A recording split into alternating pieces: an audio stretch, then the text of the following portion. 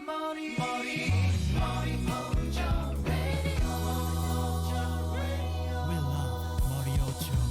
going on, everybody? Welcome back to JoJo's Bizarre Adventure Pitter Patter Pop. Today we're talking about a lot of things.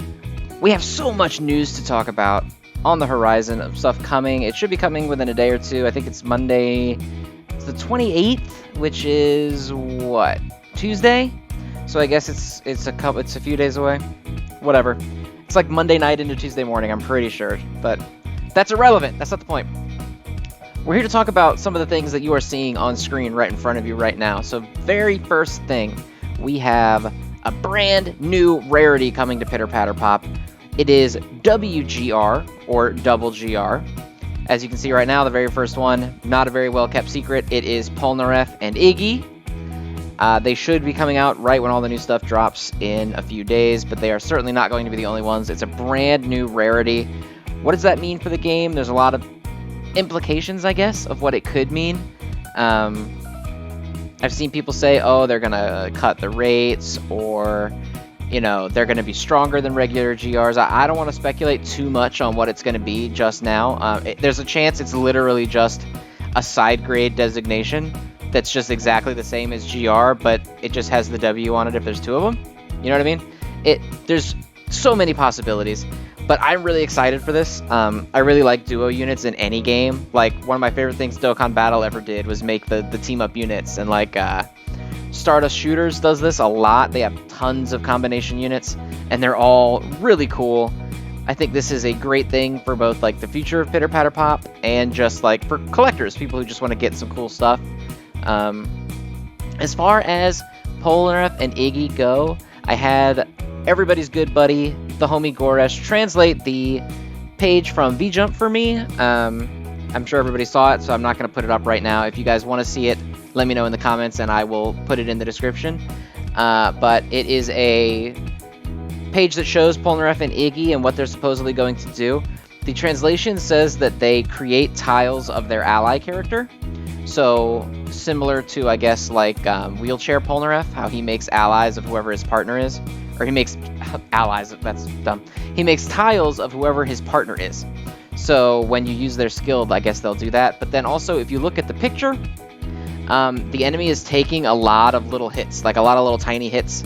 So it looks like, my just speculation is they will be something similar to, a combination between Bag Polnareff, who hits enemies a bunch of times, and someone like Wheelchair Polnareff, who then makes tiles for someone else. Potential is there. It could be pretty good. I don't know. It's hard to tell what WGR is going to be, because if they're just GRs with similar stats and everything, I don't know. I don't think they'll be super impressive, but if they are really buff, or they're unique or something in some other way, who knows? They could be really great. Maybe they have two different skills or something. The possibilities are endless, and I'm excited for it. But anyway, that's enough about Iggy and Polnareff. Let's move on to the very next thing we have to talk about. Frogjorno's coming back! Oh my god, I'm actually really excited about this. I know nobody gives a shit about Frogjorno at all, except for, memers. But, oh my god, it's so cool that he's coming back. So we're getting a ticket for this new system that's coming out, which we're going to talk about in a minute. And that ticket is going to give you Frogjorno. And then Frogjorno will also be usable in this new system that's coming. It's not a gameplay mode, per se. It's more just a new way to play with your units, to, change and customize your units to a little bit.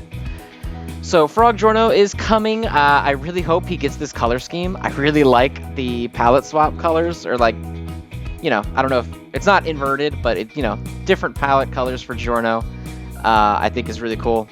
And plus, he's just he's Frogjorno, man.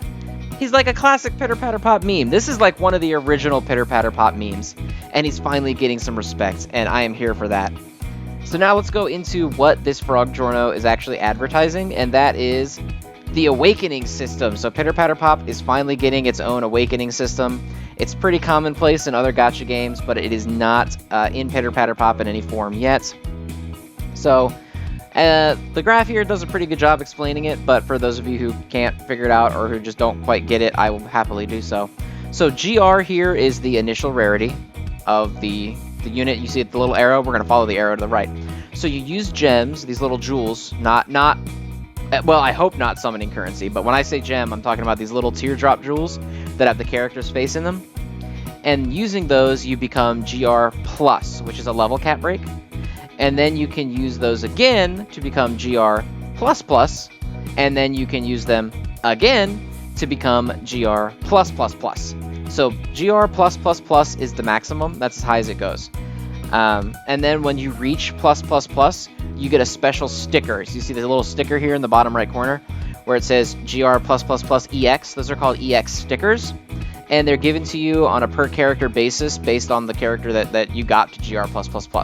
So I am really excited about this. I remember in our Discord chat the other day, not the Pitter Patter Pop one, just my own.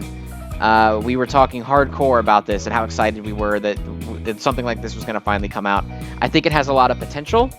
It looks like they're going to limit it to an extent to who has access to it, so you're not going to be able to just immediately slap this on like voiced Risotto or voiced Part 4 Jotaro like right away. You know what I mean? It's going to be much more focused, much more for the baddies, I guess. Based on the advertisement, it looks like the people who are going to get it are the original 5 JoJos right here that you see that are the starters, the ones that you get at the very beginning of the game. Frogjorno, of course, from our little advert here. This Frogjorno getting it. And then I would assume Iggy and Polnareff are also going to get it. I guess there's no confirmation of that, but the Awakening advertisement specifies that WGRs will also awaken, or they'll be candidates for Awakening. So I would assume that they will give it with Iggy and Polnareff as well, just for the sake of keeping the new stuff really hype.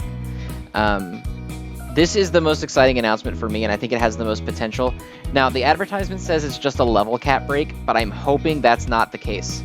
Just because the way that like the math works in this game is that power isn't what's holding these bad units back, right? Like if you're to give the original Jotaro, or the original Joseph, or Josuke, or whatever, or even Jonathan, despite the fact that Jonathan is like, okay, more power, that's not really going to inherently fix why they can't compete at like the peak level with something like voiced Risotto or voiced Part 4 Jotaro, because that's all in the multipliers and the math and all that stuff, you know. But I am secretly hoping, and I think that a lot of people aren't hoping this. I've heard some worry that people don't want this to upheaval the game, but I say flip it on its head, flip the table, let's go. I am hoping that at GR+++, there are updates to the passive, or like the ability. You know what I mean? When I use the skill at GR+++, I don't just want it to be a slightly higher damaging version of the original one. Because let's say that going from GR to GR+++ gives you like, I don't know, 400 more power, you know, something big. Well, these guys already have kind of low power because they're the very first GRs, and GRs have been going up in power for a while. So even if this like GR+3 here actually gives them like power comparable to Part 4 Jotaro or Voice Risotto, or maybe even a little bit higher, because I think these guys kind of hover around like the 1600 marker, whereas the new guys are over 1800. So let's say it brings them up to 2000 power, right? That's not going to really make the biggest difference in the whole world, because the passives and the multipliers and stuff that the newer guys get are just too much. Like the raw damage that Voice Risotto generates by having someone like Part 4 Voiced Jotaro or Voiced Kakuin on his team is more than any sort of just like little tiny damage buff could do to these guys, right? So I'm really hoping at GR+3 we get a full-on power upgrade. I mean, like, I want serious, like, you use their ability and that shit is crazy now. It doesn't have to be busted, and I honestly don't think it's even gonna happen, but imagine how cool it would be if, like, at a maxed out Jonathan, when you used him, he changed all the tiles, and then he would charge a certain amount of them, right? So, like, he would make a giant stack of himself and then automatically charge it for you. Or, like, Joseph's Clacker Volley, when you use Clacker Volley and it randomly transforms tiles, it randomly transforms them and then stacks them up together.